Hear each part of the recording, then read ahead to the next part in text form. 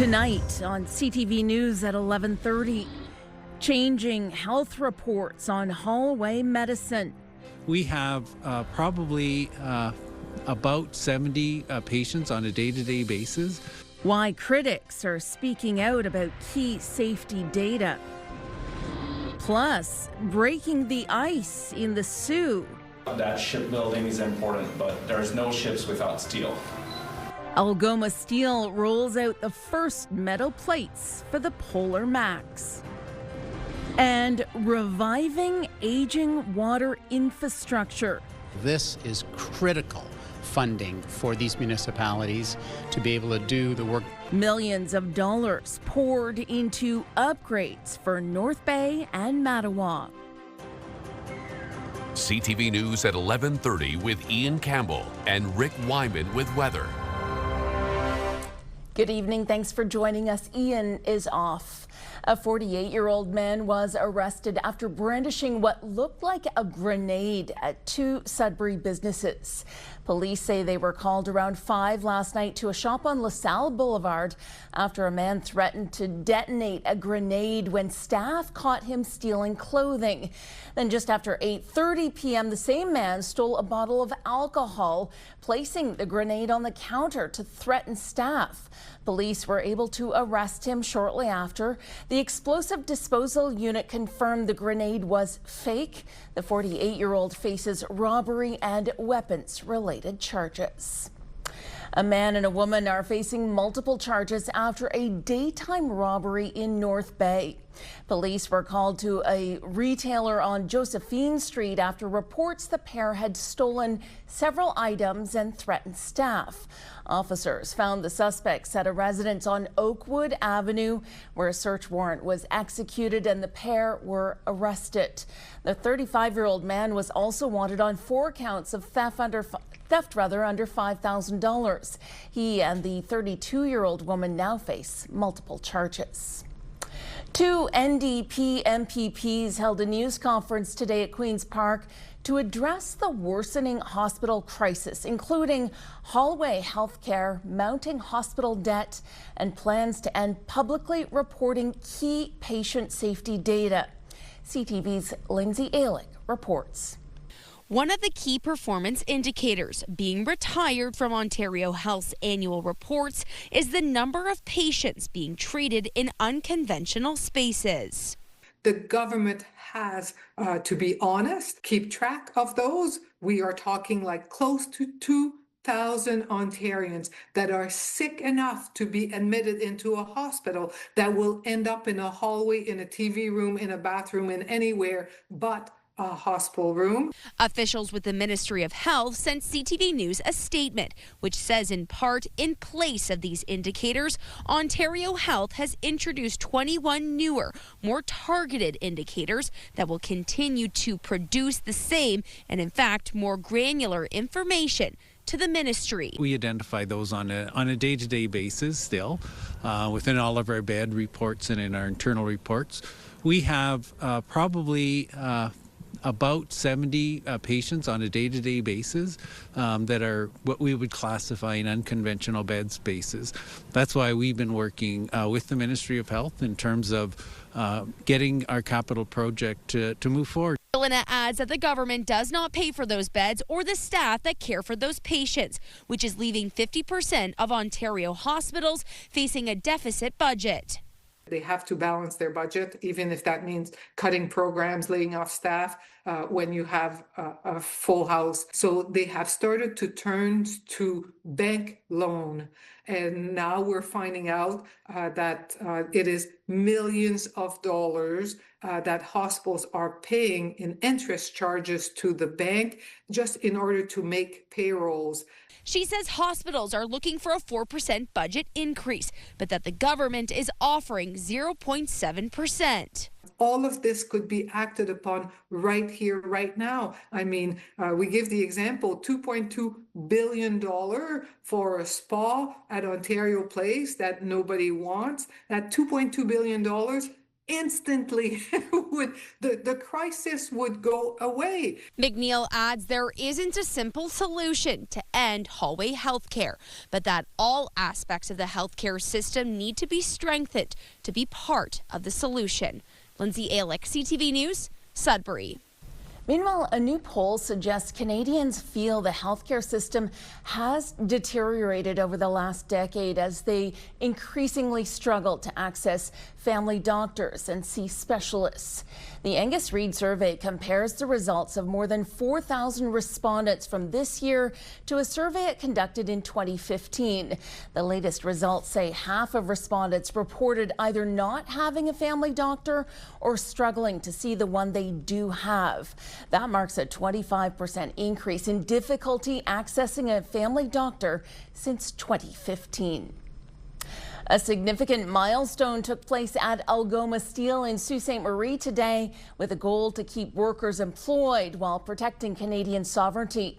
CTV's Corey Nordstrom was on hand to see the first steel rolled for the new line of Canadian icebreakers. It starts as this red-hot steel plate, which will eventually become this, Canada's newest icebreakers, the Polar Max.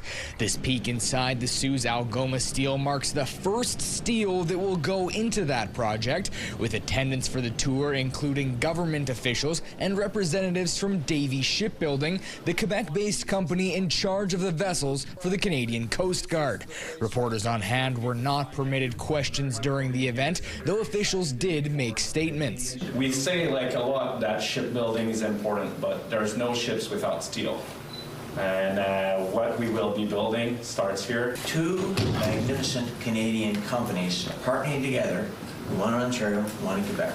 I don't think there's a better story that could be created. A total of 600 net tons of metal plate will be sent from the Sault steelmaker to Davy for the icebreakers. Algoma Steel officials noted the significant investment in the company from upper levels of government last fall, allowing Algoma to diversify what it offers. This transformation and investments in Canada's only discrete plate mill will position Algoma well in the domestic market as the supplier of Canadian infrastructure, mining, defense, and construction projects. There's a renewed positivity in the plate mill, and we're doing a lot of things that we're not used to doing. So we just trialed and we were successful in rolling 3/16, which is the lightest we've ever rolled. To counter unjust tariffs on our most critical local product, government action is required. Simply put, the Canadian steel industry to survive needs support from both levels of government and needs Algoma to thrive. The Polar Max project is a clear example of this. Corey Nordstrom, CTV News, Sault Ste. Marie. Rio Tinto has announced it's no longer considering making a bid for Glencore, a merger that would have created the largest mining company in the world. The combined company would have had a value of more than $260 billion US. But Glencore says the companies were unable to agree to terms. In particular, Glencore says Rio Tinto wanted its chairman and CEO to remain in their roles after their merger. As a result, Glencore says it was in the best interest of shareholders not to proceed. Rio Tinto, the world's biggest iron ore miner, has a market capitalization of about $142 billion US, while Glencore is valued at $65 billion US. Despite the merger not moving forward, Glencore says it is well positioned as a standalone company. There could be an end to the strike at Laurentian University. After 2 days of mediation, the Laurentian University Faculty Association will present an offer to its members to vote on. In an email to CTV News, LUFA President Fabrice Collet says the union is presenting the offer for consideration and is neither recommending it be accepted or rejected. As such, Collet says the picket lines will remain in place. The university saying in a release they remain hopeful staff will return and that classes could resume as early as next week. Collet says the offer they received was presented as a final take it or leave it offer, and the strike is now in its third week. Time now for a short break here on CTV News. Coming up, Rick will have your full weather forecast. But for now, let's take a look at our current conditions. Some light snow across the board there. We have -9 in North Bay, -6 in Chapleau, and -3 on the island. Back in a moment. Big change in weather coming up over the course of the next 48 hours. Let's check out the forecast radar right now. That system moving into the northeast. Some precipitation this evening in the terms of snow and more snow tomorrow, but a big change in terms of temperature by late afternoon tomorrow and early evening, and continuing right through up until Saturday and Sunday. Sudbury Nickel Belt, 2 centimeters of snow tomorrow, wind chill -15 when you wake up. Then the big change in temperature by tomorrow evening. Saturday, sunny skies -15. Sunday, chance of flurries -14. Then the warm up. So the transition from warm to cold back to warm. Monday -9, -5 Tuesday, and -4 on Wednesday. Then there's Sault Ste. Marie, Algoma, 2 to 4 centimeters of snow for tomorrow. Wind chill -14 when you wake up. -14 with the sunshine on Saturday. Sunday, chance of flurries. Monday, more of the same. Continuing into Tuesday and Wednesday, but the big difference, you go from -10 to -1 in terms of your temperature. So that's, well, somewhat of a relief for residents in the Sault and Algoma. How about Timmins, Cochrane, Kapuskasing, 2 to 4 centimeters of snow, -17 when you wake up. Saturday, Sunday, loads of sunshine, but cold Saturday, warming up on Sunday. It continues Monday, -7, -6 Tuesday with the clouds, and -7 once again Wednesday with the chance of flurries. Temiskaming Shores and Kirkland Lake, 2 to 4 centimeters of snow, -15 when you wake up. -18 Saturday with sunshine. More of the same in terms of sunshine Sunday, -17 degrees. Then it warms up Monday, -10, chance of flurries. -6 Tuesday and Wednesday. Chance of flurries there on Wednesday, but again, big change in temperature really from -18 to -6 in just a couple of days. North Bay, West Nipissing, 2 to 4 centimeters of snow, wind chill -14, -16 with the sunshine Saturday, -15 Sunday. Here we go, Monday, chance of flurries, -10, then warming up to -4 Tuesday and Wednesday. Some cloud cover Tuesday and the chance of flurries on Wednesday. So, Angela, big change in terms of some of the conditions over the course of the next 48 hours, continuing right through the weekend.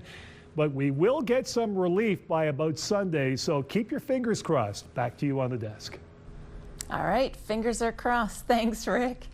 Massive provincial funding is coming to upgrade, improve, and build new critical water infrastructure in the Nipissing district.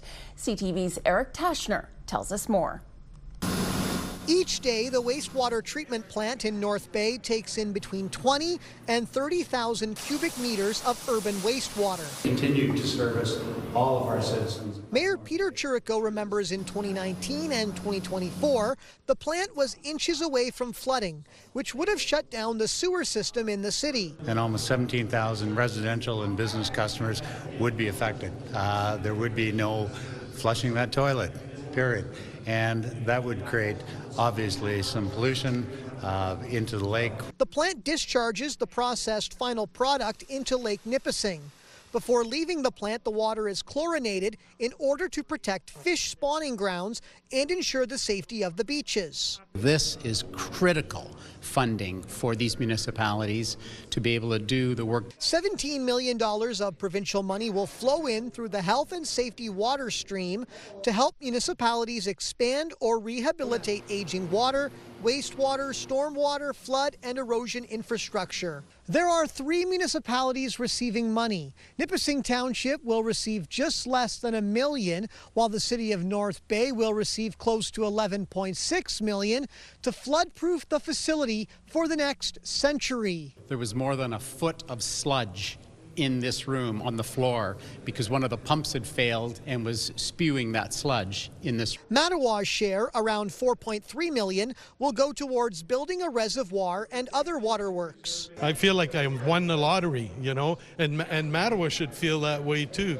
The infrastructure will allow for a new subdivision with 100 building lots that can accommodate between 200 and 300 new housing units to be completed in the next decade. It's 35% expansion of our town. So that the actual area itself is 1/3 of our land mass. The government is using up to $875 million to financially assist 120 projects across Ontario. Eric Tashner, CTV News, North Bay.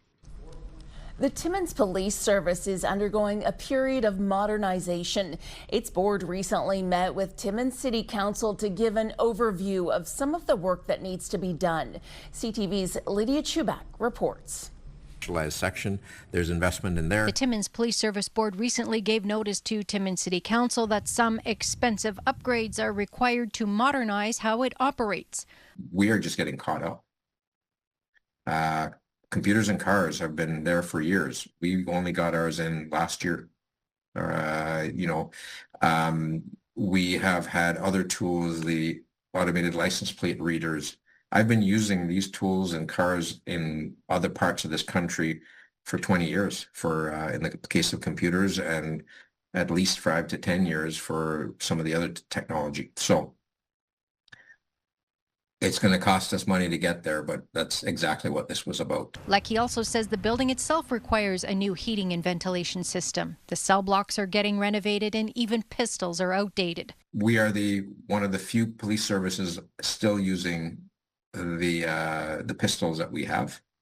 Everybody else has already transitioned on to the more modern tools that they need. Timmins Mayor Michelle Boileau says it was important that council be aware of some of these pressures and to keep them in mind when it has future budget deliberations. So that we know what we need to advocate for, individually as a community, but also collectively as municipalities. And so it just helps kind of build on the foundation of our understanding of, when we hear about the rising cost of policing and the pressure on municipalities, it allows us to be able to speak to it better. And especially when residents are asking us the questions, because, they do ask, what am I getting for my dollar in terms of police services? And it's important that we be able to provide a sound answer to that. When it comes to crime trends, the chief says break-in enters are down 45% over the last 3 years, but shoplifting incidents and calls involving guns are increasing. Lydia Chubak, CTV News, Timmins. 6 community partners came together today in Sudbury for the official opening of the community's Heart Hub. The provincially funded site will offer a number of services under one roof to help people living with addiction and mental health challenges. CTV's Alana Everson reports. 6 community partners gather to outline who they are and what the Downtown Heart Hub will offer.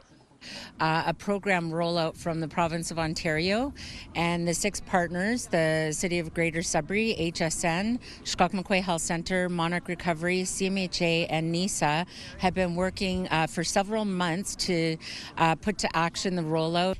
We all see and work with the same population, and often that's done in isolation. What the Heart Hub initiative has facilitated is strengthening the partnerships. The Heart Hub is funded by the province and facilitated by community partners. It's all about reducing the barriers for these individuals, right? And so this Heart Hub, that's what it's about. Going to one spot where they can find those services that they need to navigate the system. Another aspect of the hub is some of the community partners sharing the case management of supportive housing units. What we've learned is that once someone is stable in their own home, a lot of other things fall into place. They find their way in recovery. This Shkok-McQuay Health Centre van, with its outreach team, will help connect vulnerable people living with addictions and mental health challenges to the services offered at the Downtown Heart Hub. The Heart Hub is not a drop-in center. The Heart Hub has been created to house all the partners in one space to work together collaboratively to identify a larger capacity of individuals in need. Local partners say the Heart Hub's commitment is to dignity, compassion, and possibility. Alana Everson, CTV News, Sudbury. Turning to sports, just one of the Northern OHL teams was in action tonight. The North Bay Battalion played host to the Windsor Spitfires, and the troops tied things up in the third. Chase, here you go. Let's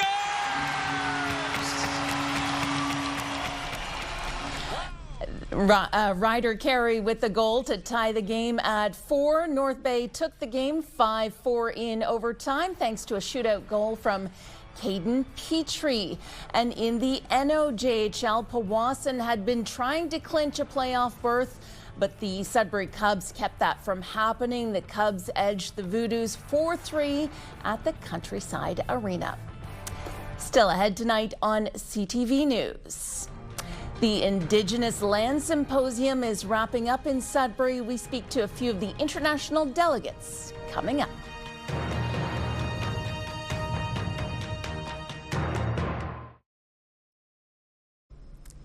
The Indigenous Land Symposium underway in Sudbury is almost over, but it's hopeful the global impact will continue. CTV's Madison Marier explains. Delegates from Australia and New Zealand have landed in Canada to partake in the symposium, expanding the community reach, sharing cultures and stories. It's good when everybody can come together and share and just meet other like-minded people. We are on the same path, we do have the same mindset, we do have the same heart and the soul and the spirit. So it's a beautiful thing to see and actually be a part of.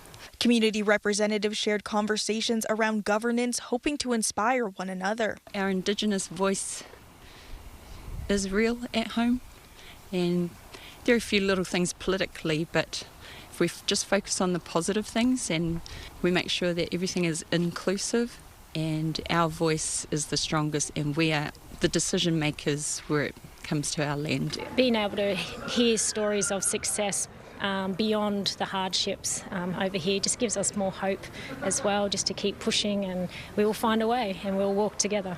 Land stewardship was also a topic of interest for many attendees. I think as a thread through the symposium is that Indigenous communities are connected around the world, and a lot of shared values and shared practices around forest stewardship and water management and taking care of the land. The best way to start healing our Mother Earth is to get the traditional custodians, wherever they are, all over the world, to go back and care for the space that they were, originally ancestors, their bloodline is through, to care for that. That's how we're going to start healing. And we need to start doing that all together and walking the journey together as First Nations people of the world. Fox said they're hoping to expand even more in the future to hear stories from more Indigenous communities across the globe at the symposium in Ottawa next year.